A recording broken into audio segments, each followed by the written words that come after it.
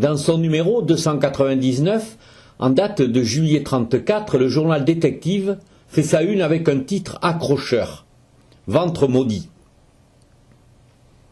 Le journal raconte l'histoire d'une Polonaise, la femme Vilus, auteure d'un crime abominable. Elle a décapité son enfant, âgé de 3 ans, à l'aide d'une serpe. Cette famille d'ouvriers agricoles habitait Sadirac, la maison des gardes-barrières sur la voie ferrée Bordeaux-Espier, en bas de Calamiac. Une histoire dont se souvient Jeanne Darmian. Elle avait 8 ans. À l'époque, ça avait fait...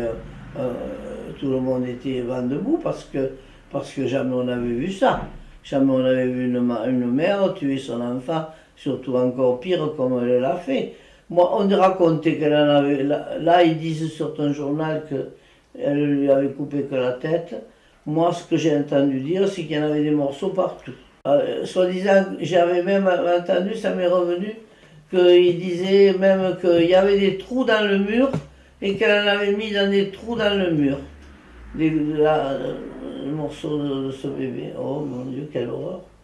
Elle était folle. Bon, c'est malheureux parce que ça a bien duré une bonne quinzaine de jours. Puis après, c'est tombé dans l'oubli parce que qu'est-ce que tu voulais faire? La police, la gendarmerie, je me rappelle, il y a eu des gens, on disait qu'ils avaient essayé ils ont cherché partout d'abord, qu'ils essaient de trouver à peu près tout, que le bébé soit entier. Et puis après, on a dit que c'était fini, et puis elle est partie, et puis tout s'est arrêté. Une pierre marquée d'une croix est érigée dans un virage à la sortie de Sadirac-Lorient. Elle indique le lieu où s'est produit un crime, celui d'un laitier, Pierre Théier. Il collectait le lait de plusieurs paysans de la région pour l'amener à la laiterie de la Bastide. En rentrant chez lui, il fut assassiné. Personne n'a jamais su qui avait tué, certainement pour lui voler le produit de son commerce, ce paisible Sauvois. Sur le lieu du crime, la famille a fait élever une pierre, la pierre du crime. Dans les années 80, nouveau fait divers sanglant à Sadirac. Le village du Casse est le théâtre d'une tragédie familiale. Une femme tire avec un fusil de chasse sur son compagnon, le Cheyenne. Mortellement atteint à la poitrine, il meurt. Sa dépouille est conservée un temps à la mairie de Sadirac. Des inconnus ont tenu à vérifier la mort du Cheyenne. Ce moment, teinté d'angoisse, Jeanne Darmian l'évoque avec précision. Lorsque l'autopsie a été faite, au lieu de le ramener, il ne pouvait pas le ramener chez lui. Parce qu'il y avait du sang partout, parce que qui sait dans quel état c'était. Et alors ils l'ont ramené à la mairie. Les 3 hommes sont venus. Moi je croyais qu'ils voulaient l'emporter.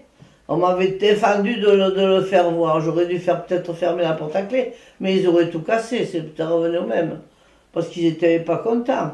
C'était des pauvres malheureux là aussi certainement, comme lui. Et puis finalement, ils sont rentrés dans la salle, et puis il était au fond, là, près de la fenêtre, du côté de la salle à manger, et il était étendu là, et ils ont soulevé le drap. Et comme moi je les avais suivis, parce que je ne voulais pas qu'ils fassent rien de mal, alors j'ai dit, je les ai suivis, et c'est comme ça que j'ai vu le corps. J'ai vu le corps, j'étais bien obligé de regarder. C'était impressionnant, hein. Ouh là là, ça m'avait drôlement impressionné parce que c'était un beau corps, un bel homme, c'était dommage. Hein. Ben oui, ils étaient tous malades. Et puis après, ils ont recouvert et ils sont partis. Et finalement, ils n'ont pas fait d'histoire.